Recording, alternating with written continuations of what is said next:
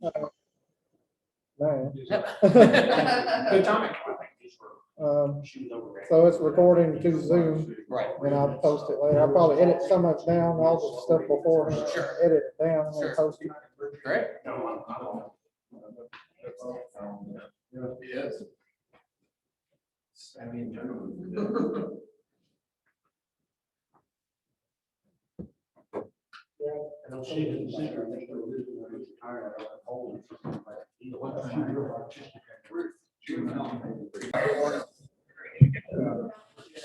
We've got two online. We did have three. One of them dropped off. What's the price?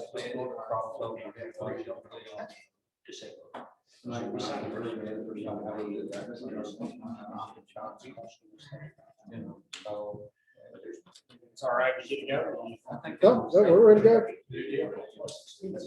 Okay, everybody, well, we will go ahead and get started, but please feel free to, refill your plate or grab more to drink. We want to keep this really casual. But thank you all so very much for having us.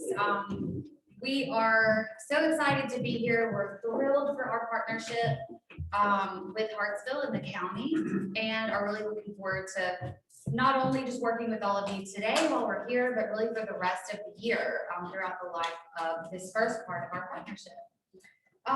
So I am Jen Gregory. I'm the president of Downtown Strategies, and Downtown Strategies is a division within our overall company, Retail Strategies. Retail Strategies' main goal is to recruit national retail to communities on the commercial corridors. But throughout working with communities really across the country for about the last 10 years, our company kept hearing over and over again that while that's great and we need national retail on those commercial corridors, that of course downtown is the heart and soul of every community. And so our community partners kept saying, well, what can you do for our downtown? So we started Downtown Strategies and are now working in 18 states, really from California to Florida and everywhere in between. But we're based right here in the South. Our company, Elliott and Laura, office out of Birmingham, Alabama. I work out of Starkville, Mississippi. So, and I grew up in Franklin, Tennessee, but don't hold that against me. Franklin's changed a lot. So we've heard a lot about that over the last few days that we've been here in Tennessee. But we're so happy to be here and really value our partnership with you. Yeah, everybody, I'm Elliott Cook. I'm the director of real estate. Guess been working with the mayor and Brian and county for a while now. Big piece of what I do is try to come through town, look at your market from a data perspective, which is a big piece of our partnership with your community, and then identifying real estate assets. So where we could feasibly, if a business wanted to operate, a retail business wanted to operate in downtown, within the next 90 days, where are those best opportunities? So really excited to be here. We've done a lot of research, obviously leading up to this trip, as well as over on your national retail corridor, and in your downtown, and really looking forward to hearing from each of you today. And then we'll be walking and looking at some sites along the way as well. We always try to tell people that as this goes along, we hope that you'll be candid. I know there's some people online as well that can submit questions. I'm sure the mayor will be happy to ask on your behalf. And just anything you can say, the good, the bad, the ugly. Inevitably, there's a lot of good. It's obvious talking with each of you, the good things about your community. And it's obvious to hear apparent when we arrived. But inevitably, there are things that could make it better as well. And we hope that we can talk about all those things so that we can come and help assist y'all with creating the best plan for that next 5-year vision for your downtown. So thank you all for being here. I know it's not always easy to, especially after being snowed in for a week, to get out and be with us in the middle of the week, but we appreciate each of you here. So. We also want to introduce our lovely colleague, Laura Marinos. She's the Director of Client Services for Downtown Strategies, and she handles all of the behind the scenes elements of our partnership. She ordered our lunch today and really helps keep us on track throughout the life of our partnership. So many of you have gotten to know Laura over email. She'll be the main point of contact throughout this partnership. So really our process from beginning to end within this downtown component starts with the discovery phase. You know, we want to learn as much as we can before we start making recommendations and providing strategies. Like Elliot said, we've already looked at your community from a data perspective. We presented to the mayor and Brian and the team a market analysis and also a real estate analysis that Elliot put together. So we've kind of looked at things from a commerce perspective, but now we're here, first of all, to really get our feet on the ground. We're going to be doing a walking tour after this so that we can really see from a pedestrian standpoint what the downtown is really like. We're going to be taking pictures and understanding, you know, who owns specific properties, what infrastructure investments have been made, what's coming, to really get a good understanding of that. And then most importantly, we're here, as Elliot said, to hear from all of you. So that really kind of brings us to that connect phase. We want to build relationships with the community members, with stakeholders. You guys are the experts. You know all the things that we can't see on a map and that we don't necessarily see when we're walking around. So like Elliot mentioned, we really encourage you to be candid, share with us all the things that you think we need to know to be able to put together the best plan for you guys. And so that last phase is really advancing all of that, everything that we hear, that we learn, that we pull together into a 5-year strategic plan. That's kind of the deliverable that will come next within the partnership. You know, pulling all of these things together that the mayor has worked so hard on, that the industrial board has prioritized, and that all of you care about into a really implementable plan. You know, we're not creating a master plan. We're not going to be drawing what downtown Hartsville could look like if there were no limits to resources and budget and all of that. We're going to take into consideration what are the resources and put together some realistic and implementable solutions. And then after that, we will spend the remainder of the year helping to implement those. So not only are we going to put a plan together, but we're going to really start immediately helping you check off some of those items from the strategy list. So when we look to, you know, put together this plan, we really take into consideration 5 different categories or the 5 pillars, as we call them. And you can see them on the screen. We start with market analysis, like we mentioned, understanding from a commerce perspective, how is Hartsville performing? What are the economic opportunities? Then we go into policy and administration. So, you know, as we were talking about a little bit with some of the folks here before we got started, in order to really make some of the change that I think all of us want to see, there has to be sound and solid policy so that, you know, it's enforceable, so that the specific things that we want to see done can get done and that everybody's on the same page. Next, we'll look at design, and that's really the aesthetics, the streetscapes, landscaping, the facades, which we know that you guys have some really cool resources coming for that. The architecture, the design of the buildings and all of that. Next is tourism and promotion. So how, what tourism resources are there here? How can we best capitalize on those? How can we get some new money and new investment into the community without losing the character and the charm and all of the things that we love about this community?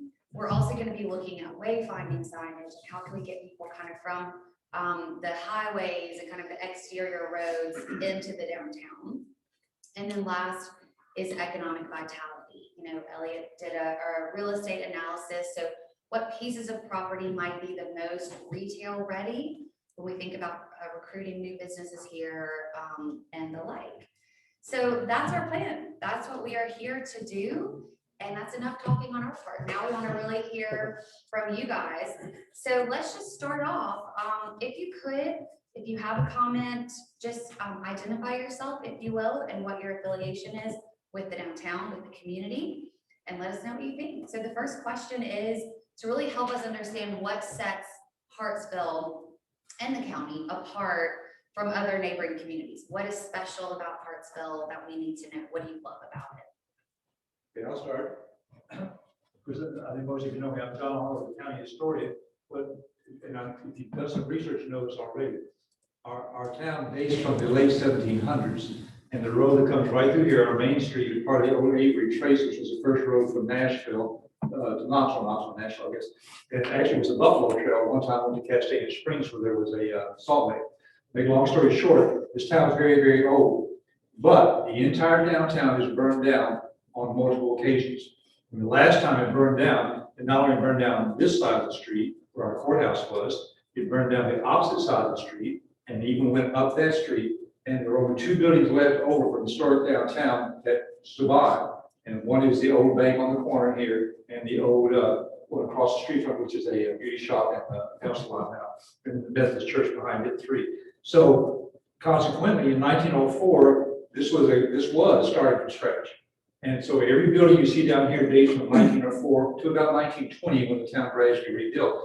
Now that's a plus. Because our courthouse had burned down twice, we moved it across the street and set it off by itself. That's not a traditional county square, because we weren't laid out as a county seat when we were laid out. They kind of bought the whole block, an old hotel in there. So it's not a square in that respect, but to keep fires from taking the courthouse again, no building within so many feet of the courthouse could be wood, and that's spared our downtown. So that in effect is it kind of gives us a nice brick, same feeling, all the buildings. They're not real fancy buildings. Franklin has beautiful buildings, you can go places that have really, I look at them and I think, oh man, I wish you'd had a building like that. But they're brick and they're consistent, and so that is a plus for me when you drive through our downtown. And we have had fires since then. We don't have as many buildings as we used to have downtown. But I think the potential for that look is we're lucky to have that. Because you will go to downtowns and you see, even downtown Gallatin, they'll have a lot of those brick buildings, and they'll have something that looks very 1950s, that just kind of like, kind of glare. And we don't have that problem. Of course, we don't have a lot of buildings. But anyway, that's cool for us. That is a great point, and it is a big piece of what we want to do is figuring out the design standard of the community. There's obviously things that stand out. You're talking about that red brick, that dust, and it's really interesting to hear from a historical standpoint, the reason being because of fires and whatnot. Kind of the shift in construction historically with brick and with sand caulking and things like that. That's really great. That's a real positive. That's something that stood out to me as well. And you talk about other communities around the Southeast, or really around the country. So many of those communities in the 50s and 60s tore down a lot of these beautiful buildings because they thought that they were obsolete or that they couldn't be repurposed and put some modern structures up that now people feel that way about. And it's a real positive to your community that you do have the inventory that you have. Obviously, over the last, let's say 20, 25 years, there has been this real shift of taking those older structures and repurposing them for modern day and for modern retail and business and things like that. We all believe in this, by the way. Not only do we believe in this in what we do for a living, where we work is a former like auto repair shop. I live in an old downtown loft. I live in the downtown community where I am. All 3 of us actually do. All live in like old historic structures and homes. So you bring up a very good point, and it is a good thing to talk about what is the fabric of your community, what is the design of your community, things, and if there are historic things or modern things that you would like to see, please continue to let us know. Thank you for that. What else? What sets you guys apart? What do you love about the community that we need to know, that you want to promote and retain? We take advantage of it, the proximity to the river, and we do have an access area there. We're trying to work with the Corps on that.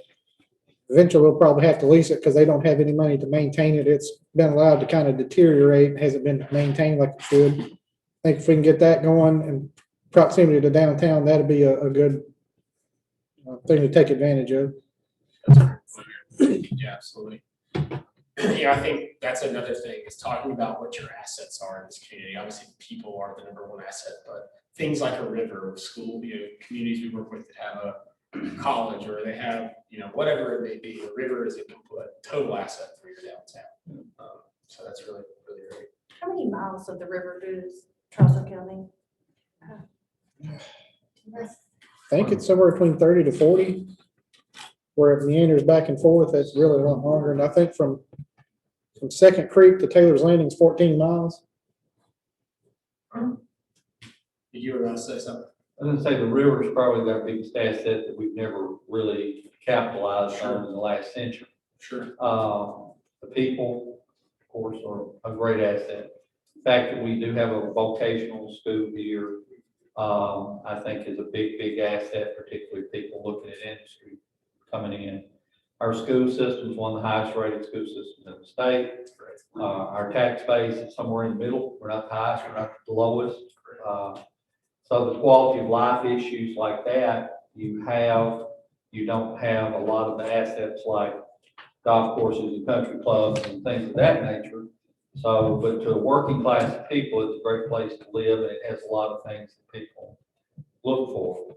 As far as other geographical assets, the Battle of Hartsville was a significant battle in the war we don't like to talk about anymore. And but we do have a lot of people come here for this driving tour that we put together several years ago. I think that is something that absolutely should be capitalized on as much as anything. The bad thing, everything that has a bad side and a good side in my mind, that's the way I think. We don't have a very attractive downtown, but we have a small downtown, which means it's easier to take care of it, fix it up, than if it was spread over 50 miles or something.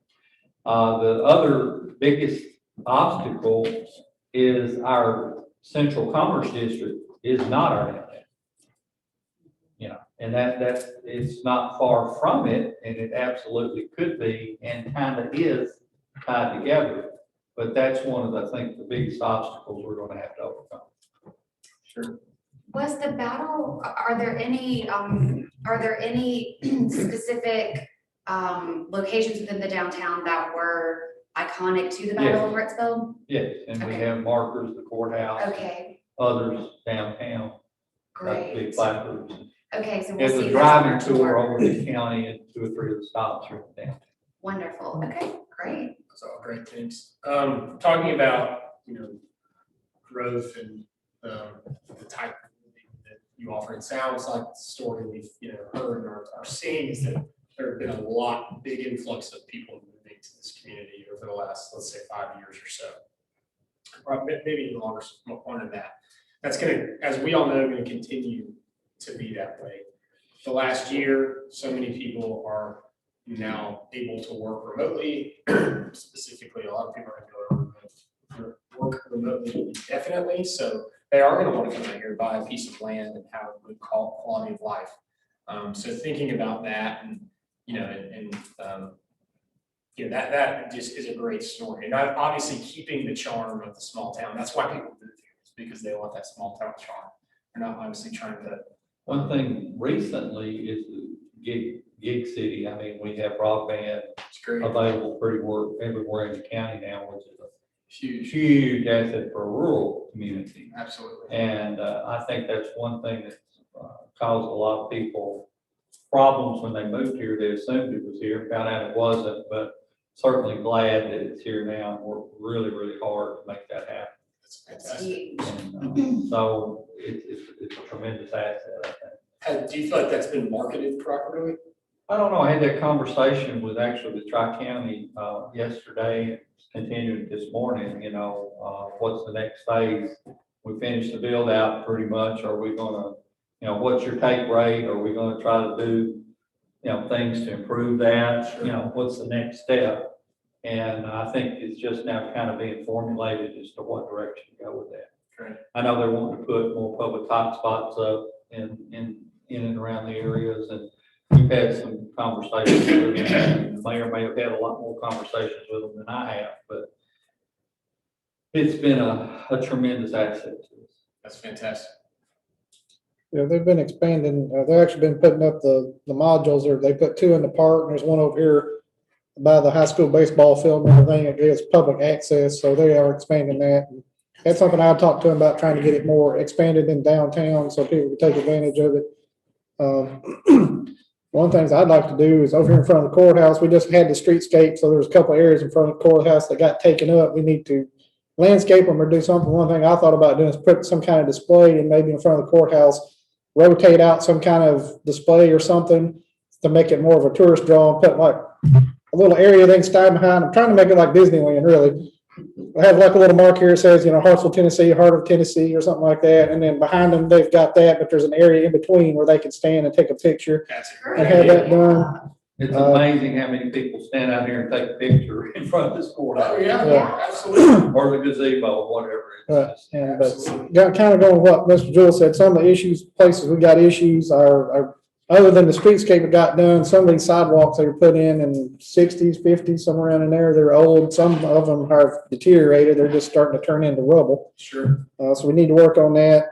We do have some limited parking options. We are going to try to pave another lot over here next to a law firm. A lot of people didn't realize it belonged to the county. I didn't realize it belonged to the county until I got into office. So that is one thing. If we try to bring more people downtown, we're going to have to try to find ways to expand parking because we're not going to have adequate parking if we don't do that. There are obviously some of the buildings need work done on them. We've had some absentee owners in some of these buildings that allowed them to just deteriorate. There was a drive, Mr. Oliver was a part of it in the, I guess, 80s and 90s to have some kind of historical building code. We did look into that. We can't find anything that was ever officially adopted by the city of Hartsville or town of Hartsville. So we don't have anything we can push there. Now, we have been trying to let property owners know, and I've been talking to Sam, taking that list you gave me, but also the standards from the Secretary of Interior saying, hey, if you follow these standards, you're in this historic district, you're eligible for these historic preservation tax credits. But we don't have anything we can push. We can say, here's what we suggest you do, but there's nothing beyond that. I have looked into trying to find ways to incentivize people to do their buildings, and that's something I told them a little bit earlier, is I think it's called a central business improvement district that's provided under the state law. So look into doing something like that, and I think it has the powers. It can do pilots or it can do tests and whatnot. I think McMinnville did something like that, and they created a program that if a building owner needed to renovate their building and the cost of the renovation was more than 60% of the assessed value of the building, they went into this pilot program. So they froze their taxes, let them, based on whatever the investment was into the property, it varied as what the time was. And at the end of that time, then it went back on to the tax rolls at the new 100%. They had it on a phase in, like first year it's 25, then 50, then 75, and then over back on to the 100%. But it was structured to give them time to put their investment in there and then get lease payments and things coming in, give a little bit of time to recoup that expense and then go back on the tax rolls at 100%. So those are things we need to look at. We looked at doing an entrepreneur center in downtown. COVID really set all that back because you weren't supposed to be in person and all stuff, and it really affected some of those. So I'm probably going to try to put together a task force and work with some existing groups to try to get that in place. And I think if we can get that in place, have people that are starting businesses in downtown and try to grow from there. Hopefully that'll expand opportunities in downtown and let more business, some building owners see that there is demand for those spaces. I've fielded several calls and people won't locate downtown, just don't have some, till recently didn't really have any suitable buildings. So, so those are some opportunities, and we do have some property owners who have really kept their buildings up, or like the Knutsons who came in, bought a building and renovated it, and that's really helped out. So those things are helping out. So those are some of the opportunities and challenges we got. So that's just from my perspective, that's kind of the 30,000 foot view. And I don't know, I welcome anybody's input. Obviously, I don't see everything. I don't know everything. I'm willing to listen to everything we can to try to move forward on this. I love that this room is enveloped with individuals who have totally diversely different scopes of how this community is. And you do have a really good 30,000 view, just like Mr. Jewell has an amazing 30,000 foot view. So if you, and then also Mr. John up here, he does as well. There's a few of us that have been in here that haven't been in this community as long. And I'm Heather Bay. My husband and I moved here over 20 years ago in the 90s for agricultural reasons. We own multiple businesses in Wilson County. Love the small town feel. That's a lot of times it walks side by side when you walk in agriculture, but we also work in industry as well, and customer service and transportation. And I would start with the name of this town, Hartsville. There's a lot of heart, and this room shows a lot of the heart on just a small scale. But what I see that we need is to check the infrastructure. Where are we at? Where do we need to go so that that real estate can be marketed, usable, accessible, acquired by anyone who wants it for residential or commercial utilization? The river, you're right, has not, I don't even, as long as I can look back, I've never known for it to have been marketed at any scale whatsoever, other than on my farm as we're playing on it. That's pretty much it. Well, I mean, when the town was founded, that was a lot of white. Hart's Landing Exactly. down here. it was Exactly, One of the furthest points up the river that you could do commerce by, up. right, and I live right across from the lock, so or own the lock, actually. But there again, that's the asset I'm talking about, the river, but it's also a barrier. It's a geographic barrier, part of your county that's on the other side of the river. So Right. Sure. that's the part of the pressure. I live on the other side of the bridge, You so. Yeah, But I see this moment of pandemic as an asset for this, a profoundly large asset for this city and county. For the stepping stone and this walk with the downtown study and retail strategies, because not only do we have empty buildings, this gives us an empty canvas. Yeah. So you've got that empty slate where you're able to determine, based upon the new utilization of those who've been here forever that want to stay here or might want to come here and get away from the surrounding counties of Metro and work, be eligible to work remote. And I think that this scope is so large and that there are so many of us who are moving to make this county the best that we can on a daily basis, that we need someone like your organization to come in and show us what we're not seeing, because we're moving our own little mountains here, and we're not trying to change the heart of Hartsville. We're trying to embrace the heart of Hartsville is what I interpret this entire project to be. We're remote. We really are. We're 30 minutes from any interstate, and I absolutely love and adore it. I love my commute home. I decompress profoundly before I do. 45 minutes to the airport.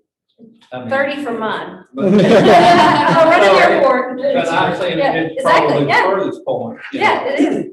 So, I mean, that's an asset to people that have to travel and work. It's amazing how many people in the airline industry live here. Yeah. You know, pilots and mechanics and, you know, it would blow your mind if you actually look at that figure. So my family moved to Tennessee, it being my biological family moved to Tennessee in the 70s. And we toyed between Franklin and Mount Juliet.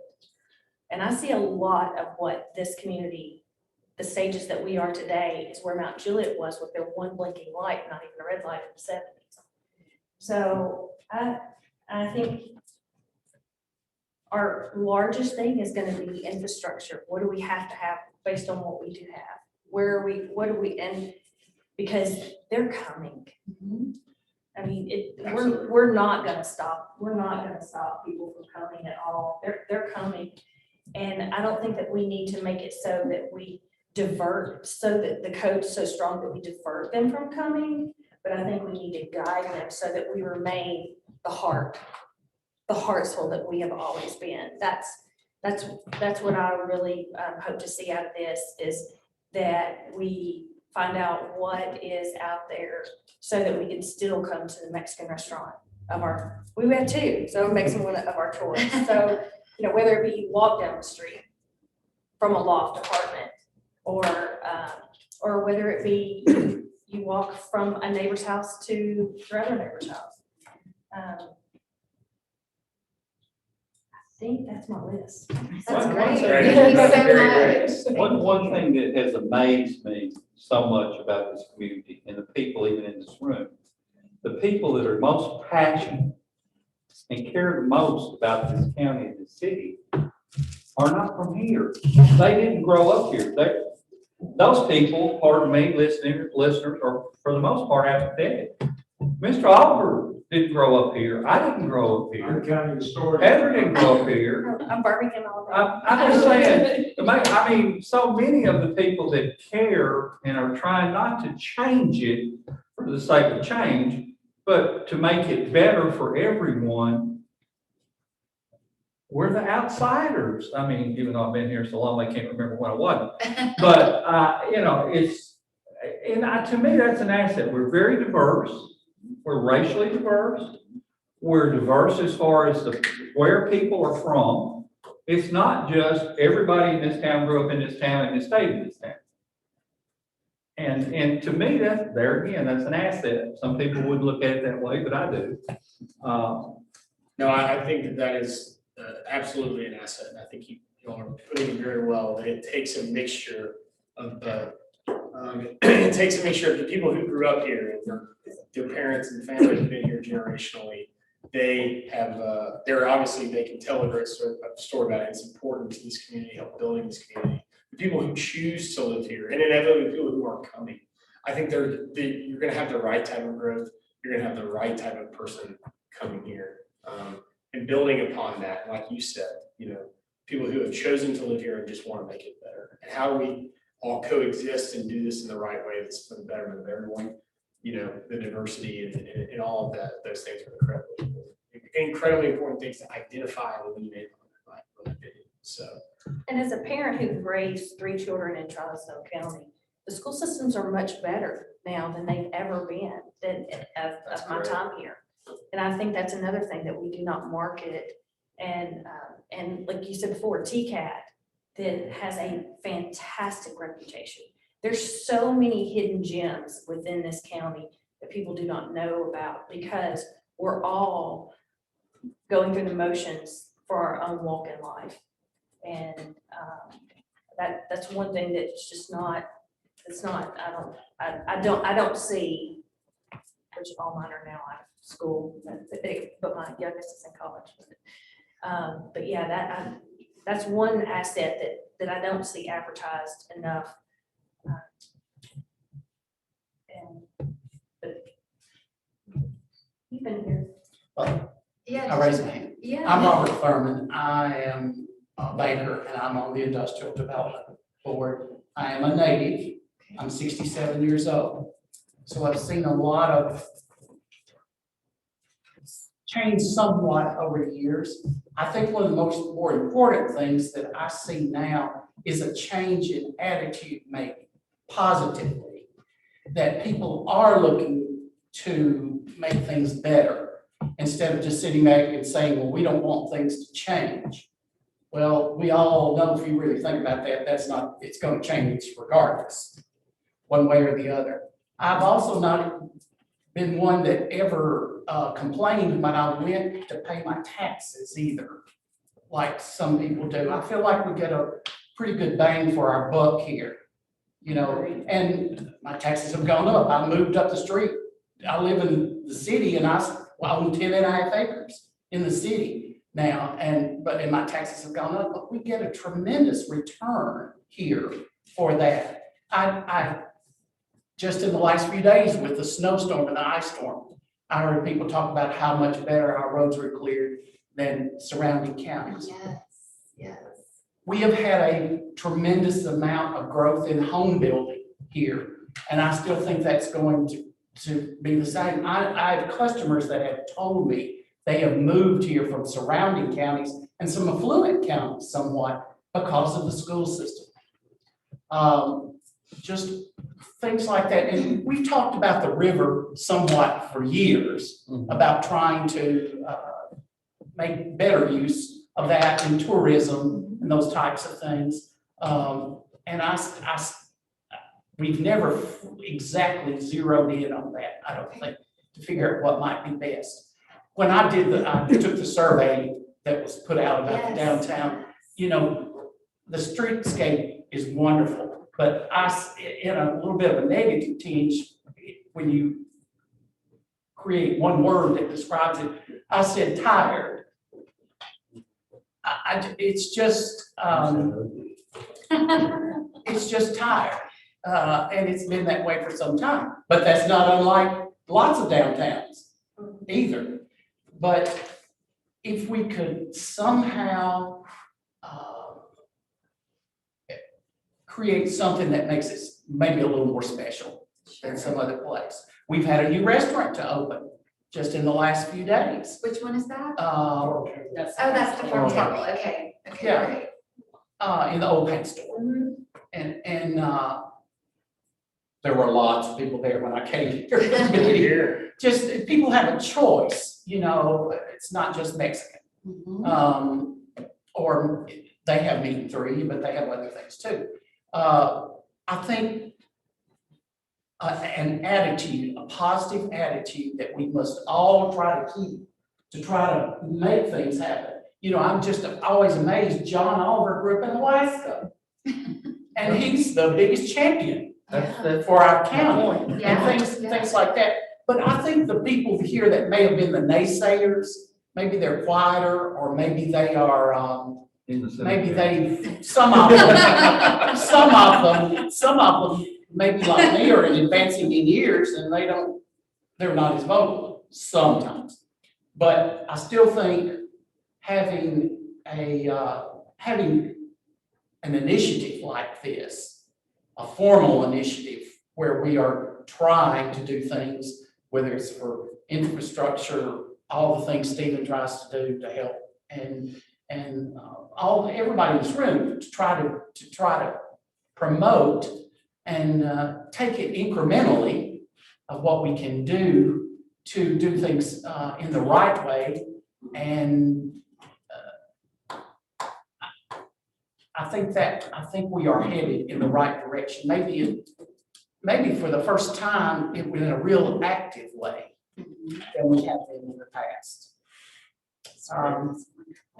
It's just a great place to live. And I'll be retiring before too long. So I wouldn't think about, especially just making a move after 44 years, I wouldn't consider. You're not going anywhere, huh? I guess, and I laughingly say, where I live is called Hartsville. That was a part of James Hart's property Hartsville Memorial Gardens is downhill from my house. So they can just roll me out the front door. It'll be over for me. Thank you. Thank you for sharing that. That's great. Go ahead. I'm probably the newest, at least in this room, to this community. And my counterpart, Scott Graves, who couldn't attend today, he's watching online. Scott and I have been friends for 35 years, but we both ended up here at exactly the same time. Now, Scott owned a large sheet metal manufacturing business in downtown Nashville. He came out here to TCAT to recruit welders and fell in love with the town and bought property. And he would just come up here on the weekends, but then he fell in love with it so much, he ended up, when his business sold, he just left Wilson County and moved out here at exactly the same time that I left Lebanon and moved out here. He and I are both entrepreneurs and businessmen. We both lived in that life of having 27,000 things on your head every day, and we wanted to slow down. So we come from a different community, a larger community with more choices and more services, but we wanted that proverbial Mayberry. And while Hartsville does not outwardly look like Mayberry, it really is Mayberry, even with its eccentricities and its characters, like Mr. Jules. But we embrace that. Now, I have to tell you that if I had to quantify its quality of life, if you're looking for a rural quality of life, we have very good services like roads are tended to immediately. We have great internet now. I live on 19 acres. I am 2.7 miles from here. He lives hundreds of feet from here on 10 acres. Now, where can you go and have 10 acres almost to town? Yeah. I mean, he'll be able to roll out his front door to here to in his wheelchair and glide down to the courthouse. You know, We'll build you a little path. but the quality of life that we seek is that smaller charm. I think we have a good quality of life. The mayor can quote the statistic, but we have a very high rate of people who work from home in this community. I mean, a higher than you would expect in a rural community. And we're having a lot of agricultural plots that were huge plots of land that are starting to break up as these folks age out, retire, or whatever, and their families don't want to farm. That's becoming something from the past. So you've got a lot of property, a lot of beautiful, beautiful property that's becoming available. This man's a developer contractor, so he knows. So I think that's the thing, but I'm exactly like everybody else in here said. There's no such thing in business as staying the same. You're either growing or shrinking. There is never for 1 second anything in between. And we are not growing. We have been in recession since '98 and before that. I want to see it start going the other way, even at a slow pace, but we're going to start growing a little bit or improving. Now, I make my living now restoring old cars with professional restoration. So I like bringing back the glory of the past. Sometimes I want to improve it a little bit here, there, and yonder, but I still want to retain that charm. It's the same with the town. So just a quick anecdote. I lived in Lebanon for 15 years, did not know but one of my neighbors. I lived here 6 months and knew everybody in town. And I'd only been here a few months, and I was building a garage, and I went to the propane place, and I walked in the door, and I was going to get a propane tank. And I said, "Hi, my name is Brian." "Oh, yeah, you live on 141. We knew you probably need to eat pretty soon."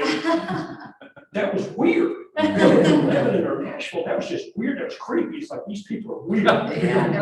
But after about 6 months, you walk into any restaurant, any store, any hardware store, any gas station, and you see 5 people you know, and I adore that. Yeah. So that quality of life, that small town, rural, close-knit, and Hartsville doesn't have the greatest reputation, even from surrounding counties, that they're rednecks and nobody's friendly and it's dangerous and there's crime. I haven't seen or heard about hardly one crime in 5 years, and everybody has treated me like gold. It didn't take me but just a minute to follow up. And my wife's a real estate agent like Mr. Harsh. And she sold 2 houses last month over the phone from people out of state that had never set foot, one from California, one from Chicago, never even came down here to do a walkthrough. So when you have an allure like that, and you have people that are starting to influx, and these people are educated, these people are somewhat successful or experienced in businesses, they like choices because they want to get away from that big city, but they still kind of like those choices. So I think that's why the new restaurant is overrun already. People are waiting at the door because they just want more choices. Oh, absolutely. People want an experience, that's for sure. I'll just tell, our experience. I guess I've been working with the 2 of you for 6 months, 8 months, in part with national retail recruitment, and obviously now very focused on downtown. Jen and I travel all over the country. We said we do this in 18 states. There are certain communities where we go where we have a certain type of experience. There's other communities where we go where we park and immediately we get out of the car and people come greet us and things like that. Our experience with this community has been nothing but the very best. I mean, just with that idea of exactly what you're saying, being willing to hear about the right types of things that could be done. Having a mindset of going about things in the right way and being friendly and being welcoming and wanting all of you to be a part of it, not being like, we need to make sure these people don't come and these people come at this time or things like that. It's been the opposite with this community. And so I think that right there helps tell your story of how that door is open for the future of your community. I think it's all been extremely positive, and I think you all have the right mindset, and things change. I mean, I tell people all the time, I'm from Birmingham, Alabama, and I grew up there. I left for a long time, came back. Same thing. For years and years, it was just like, don't go downtown, bad things happen there. Everybody moved to the suburbs, and like slowly, people started trying to, and then it became, it's not worth it, it's gonna be too expensive. Slowly, things have changed. And I know it's a much larger community, but it's the same mindset. It's the exact same thing. So, we see that kind of all over the country. It's obvious in this room that that's there. I do want to kind of talk about downtown and things that have kind of been mentioned by each of you. What is the current kind of mindset of downtown? Is it, obviously you have a restaurant down here, you have 2 restaurants down here. is it that at 5 o'clock everything rolls up, or is it dangerous, or there's no sidewalks, and the sidewalks are tired, so I don't want to walk around downtown? It's mostly dormant. It does kind of roll up after dark. Unless it's Friday night football. Yeah, and that's Oh, Friday yeah, night, which is yeah. right across the thing. Right here. Yeah, I see right this, behind you. this It's a bridge huge right here, yeah. opportunity. But I'm It gonna has tell a you, lot of there is no place in this county that I would walk in the night by myself. Sure. There is no place that I feel dangerous. Would you say community-wide that that's the opinion? I think so. Okay. For the most part. That's great. So there isn't any barrier to going downtown, where some No. communities, it's like, it's No. perceived as dangerous or perceived as bad things happening down there, or. We have You have the a very, football field, very, the softball, the rest of the ballparks and the park. So that's on People are the, it's familiar with on the edge of Sure. downtown. there's a bridge, a walk bridge here, so they can park here, they can go to dinner, they can walk across, and football here is king. Oh, yeah. It's like Yeah, Texas. we. So this area down here is right, and I would very much like to retract some of the focus from the A properties out there back to this area and draw somewhere. I know we don't get as much throughput there, but we get the charm and the real identity of this community is here, but there is no place in this community that I would walk by myself and go. That's great. Is it pretty well lit down around the square or That park a little far away. a little dark? Only on It the could be alley pretty- side, on the alley side. On the other side, okay. Yeah. It's a lot better than what it was. That's true, Yeah. yeah. Oh, that's good. Okay, so they're all. The main street is, but I have parked on the We have back. an extremely low crime rate. Oh, I'm sure, but you know, That's it's great. typically that's the case, right? Is that the crime rate's low, but for whatever reason, because there's vacant nobody. buildings or things, there's Crime perception. rate's low because there's nobody here. That's right, exactly. Nobody down here to mug. There's nobody. Exactly. I mean, that's. Most of what you hear is the buildings have, some of them have been allowed to deteriorate, so nobody can go into them. Or if they did have a tenant, they moved out because the landlord wouldn't fix the roof and it just kept getting worse and worse, and so they moved out. That's what you hear more of anything. Okay. The sidewalks, that's something I've looked at because I obviously having come in being the mayor, I'm starting to see it more and more. So that's something I've noticed. I've got a few complaints, but mostly what you hear time and time again is that the buildings are not upkept. They just can't go into them. They're not ready to have a tenant into them or anything like that. And that's what you hear more often than anything else.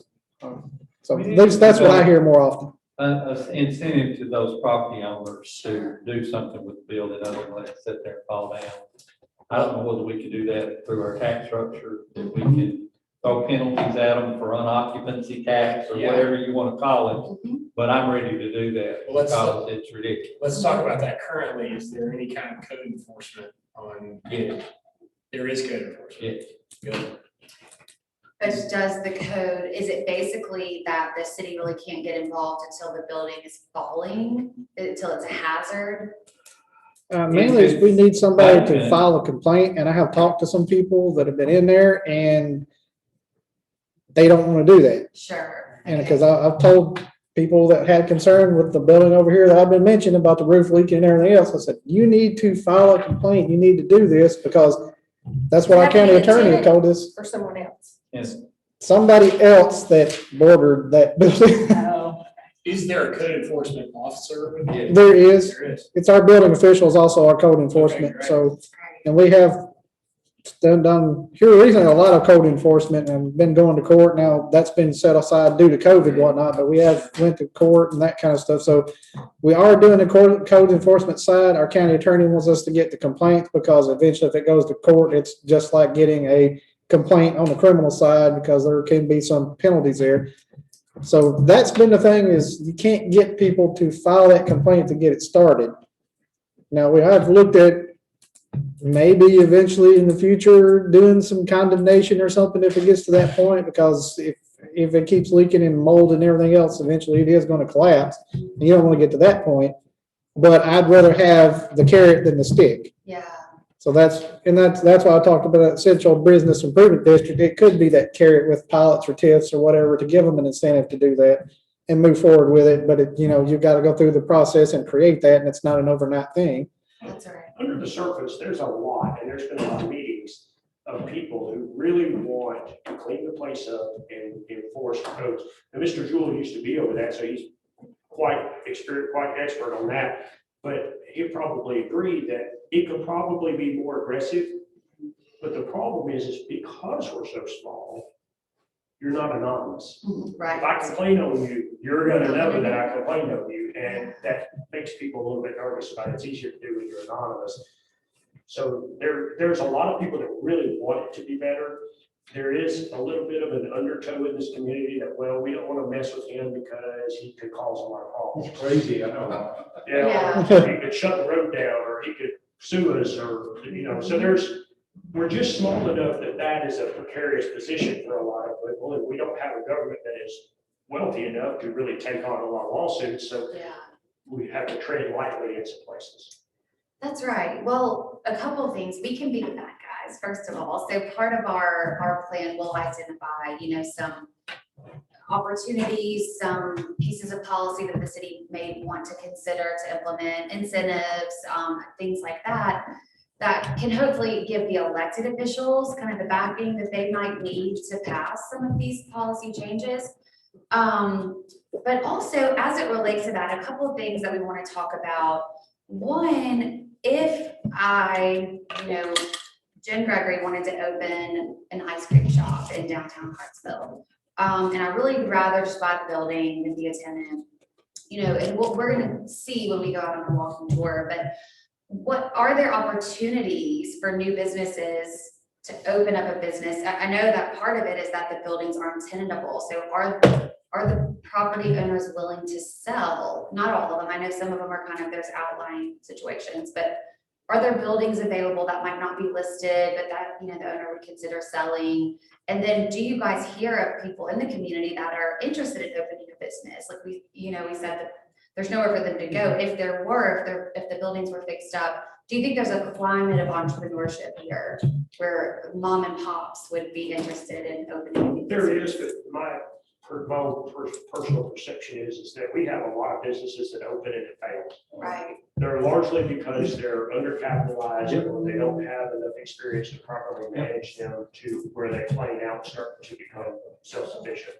But if they go into a building, if you're on a shoestring budget and you go into a building that needs a roof, you just simply can't afford to go any further. If we had better quality buildings, then the mom and pops locally could more effectively go in and potentially open up and sustain that probationary period that we all survive for a year or two until your business starts to actually tread water by itself. But when you got to go in and fix a roof and put doors and glass and chase rats out and all that stuff, you just can't afford. No, yeah, when you're an undercapitalized business owner, sometimes first-time business owner, and your lease makes you responsible for a $5,000 roof or $10,000. Absolutely. Some of the ones I've talked to, they do want to start a business, but they don't need the entire building. They would only need a part of the building. Exactly. And there's not many that are doing subleases for each individual, little spaces here. They're looking at 2 or 3 tenants that are trying to rent out the whole thing. And a lot of them, that's just more space than they need. They really only need a part of it. That's right.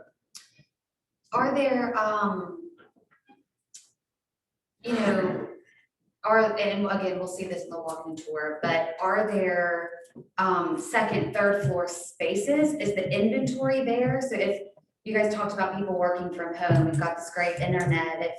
If retail strategies needed a satellite office in downtown Hartsville, is there space? Not that it's tenantable, but there's the inventory. You're a Building contractor, down here, right? I mean, they could easily be converted over some condos on the upper level. There is second story, there is no third. No third. Okay, so second story. I thought there was Are they willing to Over the sell? Gym. Isn't there a third over Is there? anybody willing to sell? Was a 25-room hotel. Where? Say that again? Oh, the gym, don't Second they? story, 2 stories. Oh, I was thinking that was three. Yeah. So there are second floors that are, almost none of them are occupied now. And I think the other thing we're competing with around here is a variety of business. If I've got this many things I can go do, well, I can go to Lebanon, I can take care of all those. Versus if I just stay here, I can only do 1 or 2. A lot of people do, they work out of town, and when they're out of town, they spend their money out of town. That's right. We need something around here that keeps them here, and they spend their money around here. That's Yes, absolutely, sir. and that's obviously, when we talk about data and whatnot, that's exactly what we're trying to identify is where the types of things people are spending money on outside of downtown. And how we best target finding those people and getting them back here. And and spending those dollars back in this tax, in this sales tax base. So, yeah, I mean, that's exactly what you'll be seeing, and it's already been provided. One thing, most cities, most small towns have a strip center with 1,500 to 3,000 foot businesses, places people can start. And when I first went into business, I rented a 1,500 square foot building, and I couldn't fill it all up. I found another person that wanted to go into business too. We went into business together. He had the right half, I had the left half. Then he had his own building, then I took the whole building, then I moved to another building, you know. So we don't have those opportunities to step sometimes for people. And we don't have a lot of small spaces. We have terribly small spaces, but we don't have that 1,500, 1,000. We've got some 500s, and then you're jumping to 5,000 or 10,000. Absolutely. That's exactly my whole strategy. And you're hitting the nail on the big mind. Is that my whole thing with downtown is figuring out first where the smallest spaces are, where somebody can move in 90 days and not be hit with paying $1 a foot, and that end up being a $5,000 a month rent. And they're doomed from day one when they really need like 700 square feet if they could get it. We talk about right now in people that are moving, working remotely and whatnot, co-working spaces, you know, incubator spaces, that can be retail, that can be office, that can be all kinds of things. How do we best do that? Exactly what you're saying. People can come in at a low entry point, build a business, build success, and then like you said, grow into a larger space when they're there, or they're not behind the 8 ball before they even start.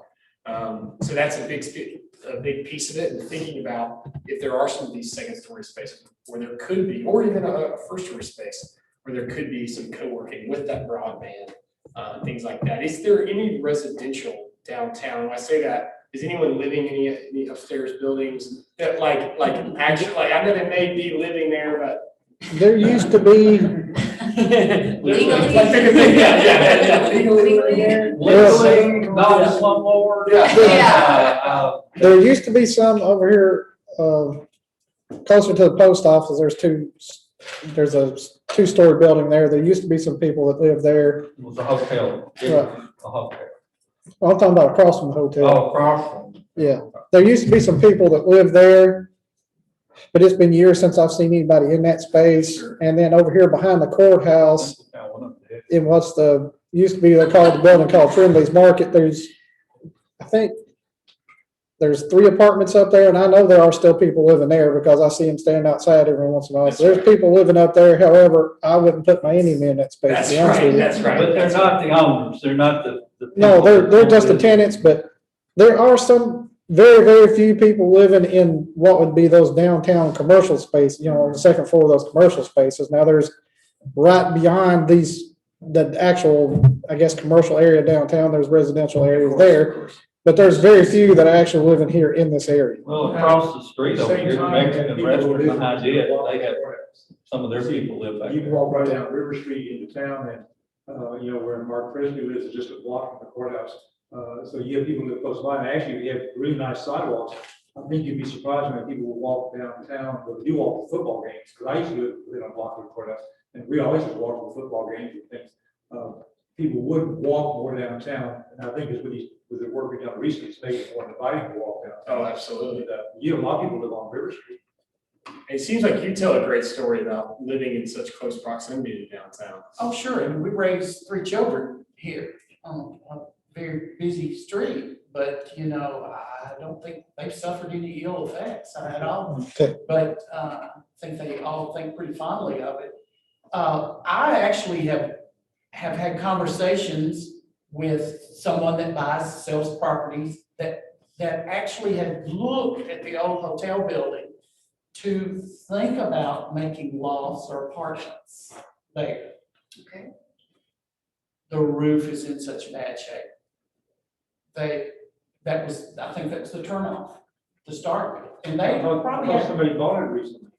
well, this has been some time ago. Somebody bought the old theater part of it. So you know, No, this was the front part, the old actual Yeah. hotel, that one, not the ballroom. That was on the back at one time. But you know, if we could get some more people like that, just provide a little impetus that could, I think, as a banker, I think we'd stretch.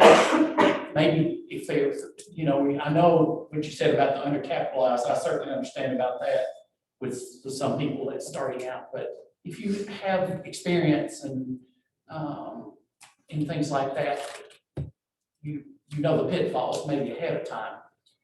But, I mean, there's actually conversations going on about things like that, and that it surprised me a little bit because I thought, well, you know, that the old hotel building, as a child, I remember it had a really pretty stairway that hugged the wall and went upstairs. Well, that was torn away. So now access would have to be, you know, just things like that. State Farm Insurance Agency's agent was right under that stairway. That's where she was. Yeah. It's like when I was in the, and I think that was all basically that was used at that point, but you could still get upstairs at that point. And that type of thing, and that's a pretty large building. In towns that their downtown has survived, I won't say even thrive, what typically is there that's kept it alive? Was it movie theaters? Was it restaurants? Was it clothing stores? What was it that's normally there that we're lacking? And that's the way I've always tried to approach this is, you know, what are we lacking that would be the cohesive force for the other to grow from? So we really feel like kind of this is our philosophy, is that first of all, you know, you want retail, right? You want to have thriving business economy downtown. And people always say, well, if I could just get that one restaurant or that one business, then the people will come. Well, the retailer won't come if the people aren't there, you know, so retail follows people. And when we think all of the things that you guys have been saying, you know, how do we get people to the area? In large degree, it's the things that you've been talking about: connectivity, walkability, lighting. First of all, a safe built environment, you know, that it feels good to be there, to walk around, even though there's no business, you know, it's by the river, there's that bridge, it's connected. I can get there and I feel safe when I'm there. Then things like murals, public art, you know, all of those things, green spaces, those that, you know, the school being right near. What can those people do? And I've already kind of jotted down some notes and ideas, but, you know, people love to tailgate before a football game, you know, for colleges and things. Could there be a downtown tailgate before the game? You know, getting people down here, even though there aren't businesses yet, retailers need to see people first, you know, so events, gatherings, green spaces, the built environment, that's kind of the first step in our philosophy. Then it's the real estate, you know, we need the people feeling comfortable. Then there needs to be a place for the businesses to go. Like what you're saying, Mayor, there needs to be tenantable spaces that someone can lease or buy, you know, to open their business. And then they'll generally come, you know, they might trickle out a little bit. And so then the next phase is, or part of that is, how can the city be part of getting those businesses there? Or how can the city be part of elevating and stabilizing those properties, whether that's through incentives, whether that's through enforcement. There are a lot of different pieces of policy, but generally where we go, I mean, all over, communities have one thing that they're really, really good at. You know, the downtown might be, like we were just in North Carolina week before last, I guess. And one of their downtowns, the city has been extremely involved in the incentives part. If a building, their code enforcement's pretty strong, that if a building starts deteriorating, if the roof is leaking, then the property owner can donate the property to a 501c3 that the downtown association has set up, so that it's a tax deductible. You know, they get something out of it. They're donating the building. Most of the time it's paid for, But they know that they couldn't sell it, you know, because nobody's gonna buy a building that doesn't have a working roof, or a lot of people won't. But they can get a tax deduction for donating it. And so then the city spends their money to put a roof on it. And that's it, like just get it sealed basically. And the city gives that building to a developer. Or sometimes they'll sell it and recoup some of the cost. But when if they're able to give it to a developer for a mixed use project, they get some say in how it is developed, you know, how many jobs it creates, how many new, you know, rooms it builds or whatnot. And they've done that in up to about 50 something properties. Now their downtown's very large, but that's been really great. But what they haven't been effective is getting the people, you know, to the downtown. They don't do events downtown. They haven't really focused on safety. So it is a whole approach, and it's very incremental. You know, it takes a lot of time. It's slow progress, but what I see as being the biggest benefit here is, like one of you said, it is a kind of a blank slate. First of all, it's small, whereas the community we were in was, you know, blocks and blocks and blocks. It's just so much. You guys have a great little tight area to focus on, and the leadership that you guys have. I mean, this is an incredible group. We don't say that everywhere we go, you know. So we feel really confident that collaboratively we'll come up with some solutions that you guys will implement and that we can implement for you as well, to just start getting things moving. One of the things that you may or may not realize, because you're not from here, you just got here. But while this town, this square, so to speak, is disconnected from the main trade area, it is not completely dormant, because this intersection right here is a main thoroughfare to Wilson County Road. So you can hear the cars going by. There's a pretty high traffic count at this intersection right here. So it's not like nobody ever has no reason to show through downtown. There's traffic. So that is an upside, that it's not completely disconnected, dormant from the main thoroughfare. Does the city own this street? No, it's a state highway. State highway. To expound on what Jen was saying, I mean, mainly it's density, ultimately having people down here. Employers and residents. That's why I was asking that question about, you know, people that live downtown. Was there an appetite for, you know, law style living or more homes being built in this general vicinity within a 20-minute walk? Really, a lot of times, if possibly even like within a 5-minute walk. Having people here at all points of the day, you know, having people who are coming in at 8 and leaving at 5, need to go somewhere for lunch.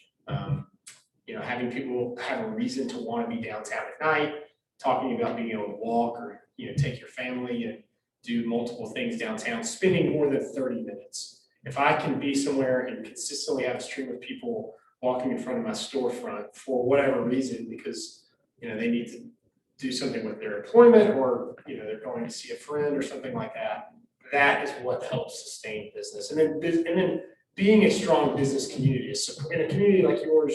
You know, you have to support each other. We all know that, and they already do that. Having a strong business community that's supportive of each other, that the city does its part, and, you know, the chamber and all those groups are all working together to promote success for everyone, helps with the people who do make that choice. We always say your dollar is your vote.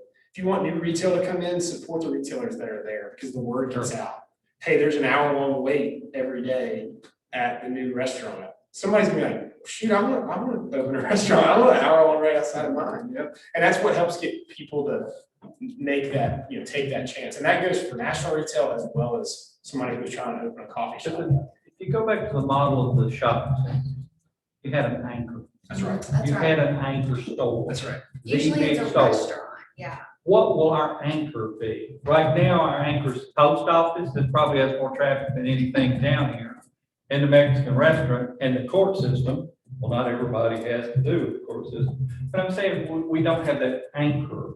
If we don't have a grocery store down here that everybody's gonna stop at the Piggly Wiggly, they're gonna stop at the Piggly Wiggly up there. So we've got to find something, some way to build traffic here. We have to have that anchor. So if we have that anchor, then the others are gonna follow. I mean, you know they will. Ms. But Shaw, I what is our best shot at an anchor, I guess, while I agree with you when you talk about thinking about shopping center developments, because I completely agree with you that you should, in certain ways, take the successes of the shopping center, reapply them downtown, because ultimately, people in 2021 would rather spend their dollars in a downtown and have that experience than go into a vanilla, shopping center in Brentwood or something like that. The idea of the shopping center and having the anchor is important, having the grocery anchor center, but there are plenty of like neighborhood centers where there really isn't that huge 10,000 square foot anchor, and it's more of the tenant mix. And I think that is where you would find success in downtown Hartsville. You do need, if you're looking for an anchor, it's going to be an employer of some sort. That may be the school, that may be, some new type of business that moves downtown that is generating people coming at all times of the day. But from a retail standpoint, I think it's infill of a tenant lineup where there's a reason for me to park on over here and go get lunch here and then walk over to a business and then get dinner and then maybe get a drink afterwards or things like that. I think when you think of it mapped like a shadow center or a neighborhood center, there is a lot of opportunity for success. Spending more than 30 minutes somewhere, to me, is how you generate that. And I think a restaurant typically is like, if you could choose one type of business, I've seen in the downtown in Starkville, the downtown where I live and work and, started the Main Street program there, that, we had a lot of really good businesses. Like Elliot said, that tenant mix was really pretty good. But then when we got a really great just hamburger restaurant that served beer, it was lunch and dinner. They were open till 10 o'clock, it's a college town, but still, they didn't roll up at 5 o'clock or 6 or whatever. That it became a destination. It was like, okay, what are we gonna do tonight? Well, let's just go to downtown because we know we can eat at Mugshots, and we can walk around and see what else is open, so even for you guys with lunch, it's hard to get a fine dining establishment these days, but having a really good mix of places, like Elliot said, for lunch, a coffee shop, having kind of that, your goal is to get to 24/7 downtown where, like he said, you have people living here, there's always people downtown. But until you get those residential units, having a coffee shop, having a great lunch deli, some options, and some of the restaurant people might say, well, we don't want too much competition because that'll take away from, but I think that we all know that rising tide lifts all boats, and, it creates that synergy where people think, I'm just gonna go to downtown for lunch because I know I can find something to eat there. So restaurants are a big catalyst. But like Elliot said, so are our employees. They provide kind of the catalyst to businesses to feel confident to open. And I really love what we've heard today about the gigabit internet and about there being a lot of people that are working from home. I mean, as you said, COVID can be a big opportunity for you guys to really jumpstart that. If you can get people working in these buildings downtown, they're going to need coffee. They're going to want to grab lunch. They'll walk to the post office. Rather than this being a vehicle destination, it starts to be, you start seeing people walking all the time. And that's what really generates the buzz. But there's a lot of other things that we'll consider too. Marketing is a big piece of it, telling the story. Does anybody know anything about Hartsville really, other than those that live here? What is the brand? I mean, Hart, obviously, that's a big piece of it. And I think that's really cool. So that's a big part of telling the story to those people so that when they Google where to open, where can I move my business to in Tennessee, because there's a lot of good policy in the state that makes Tennessee attractive, that Hartsville pops up on Google, I believe our parking situation needs to be assessed right at the top of the list. I mean, there's several people that come through the town this way, that way, every way.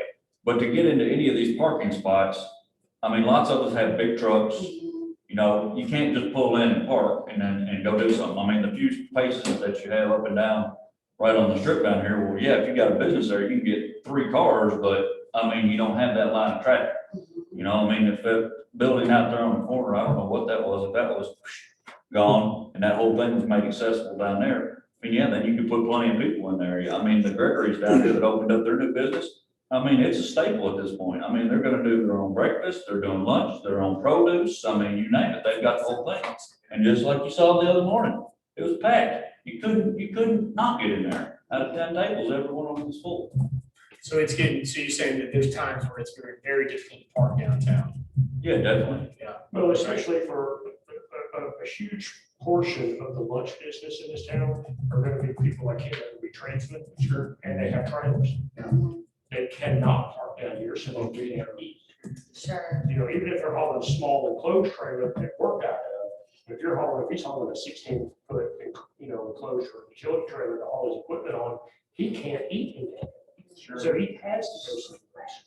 I've got to go somewhere where there's a bigger parking lot. Yeah. That's just Which is typically like, where would that be? Like a fast food restaurant? quick service Subway, restaurant? or if Gregory's open now, or up there at the early bird, Yeah. or you got to go cruise through, you know, Sonic or McDonald's or something like that. I mean, all of it, like Dwight was saying, our commerce centers, it's stepped over there. It's not down here, but I mean, if we had the parking down here, it would give us the opportunity to actually put business down here where we could actually get in and get out. Yeah, that's a really good point. I'd be just completely candid. I've never thought about like gooseneck parking and things like that. You know, I assume that's like a gooseneck trailer on the back. I don't necessarily have one. Yeah, but I've other got people do. similar pieces of No, equipment. that's a really good point. And that's definitely something we'll try out. How do you walk around a community that was, or a city that was completely designed to work around the industry that they're supporting? So they were a sidewalk community at one time. And how do we get them back to that sidewalk community, but also have accessibility for individuals who have the trucks? So we will identify one really big benefit that we noticed just on our windshield tour. We're about to get our sneakers on and go walk around. But one thing we noticed was that there are quite a few. Thank you for joining us. So glad I was able to come. But you guys do have quite a few vacant lots here and there. You know, we try, you know, it's a mindset shift a little bit. You're asking, how do we get back to that walkable nature? You need parking inventory for sure. But we want to kind of retain the frontage on Main Street for buildings and retail and all that. But one block back or on a side street, is there a location for a public parking lot with, you know, a whole section dedicated to larger vehicles and rigs and trailers and things? So I think that's a really great point. And then having the strong infrastructure encourages the walkability, but it is a mindset shift. And it's something that we hear about and talk about in every community, and even where we live, you know, in Starkville, I have to make kind of a real commitment. So I live downtown and a block from Main Street, you know, but my husband's, he just thinks, well, let's just hop in the car. And I'm like, it's right there, you know, so we have to really retrain ourselves to walk. And even downtown, you know, a lot of our coworkers in Birmingham, they'll just jump in the car to go to lunch, where it's a lot more convenient to just walk. So we have decades of, you know, I think really in the 1960s, everything turned to just a vehicular focus on designing communities and everything. So it's going to take some time to get back to that walkable nature. But one way to do it, and this is really why we like to do walking tours, is because we want the downtown to be designed for a pedestrian first. Like there has to be parking lots. There has to be access and connectivity for vehicles, but we don't want to prioritize them over the pedestrians. And so getting on our feet and seeing how it looks and feels from a walking standpoint, we have a community in California that we work with. It's on a beautiful lake. It's like really picturesque in pictures. And even driving through, but when we got on our feet and started walking, we were like, whoa, this is a way different experience than in the car, like for totally negative reasons. That's not going to be the case here. But all that to say, from a planning perspective, we want to plan for the pedestrian first, but then make it accessible for vehicles, and then just start to kind of retrain people to get out and walk. But they'll want to if it feels nice and pretty, you know. So that's the first step. It is a beautiful thing for me, and my situation is different, I realize I'm the exception to the rule, but I work at home. But I can get up in the morning and I go to the gym, which is 75 yards right there. I leave the gym, I go maybe a half a mile to breakfast. I can go to the dump, I can go to the bank, I can go to the grocery store, I can go to the auto parts store and back home, and I still haven't been 10 miles. Yeah, And I love that. right. And I live on property. So where can you be in a 10-mile circular radius of doing everything you need to do for that day? The only thing we don't have here is a home improvement store. If we had a hardware store like we used to have, that, I can do everything and be back home in 45 minutes in a tank of gas lasts me 3 weeks. Yeah. I love that. That's great. Well, in a hardware store, that's a great downtown use, and that's gonna be part of our report also, is identifying, and we've gone through that in the market analysis, but it'll be in the final plan is, what categories of businesses are missing that could be realistically supported, according to the data. Not just like, oh, it would be cute to have this, what could be really supported. So I think we are out of time. Does anybody have anything else that they want to add that we haven't covered before we adjourn? You guys should have our cards. Please, if something comes to mind that you didn't mention or that you just didn't feel comfortable saying out loud, please feel free to send us an email or give us a call. And we cannot thank y'all enough for being with us, for sharing kind of your thoughts and your vision for the community. We see a tremendous amount of potential, and we are very, very excited to really jump into that, start putting a plan together, and then helping you guys implement it. So thank you. Thank you, Ryan. Appreciate it. And the good time was had by all. And get a plate of food to go if you'd like. Yeah, There's a lot of somebody's food. welcome to take barbecue. Yeah, we have almost 4-hour drive home, so we can't take it.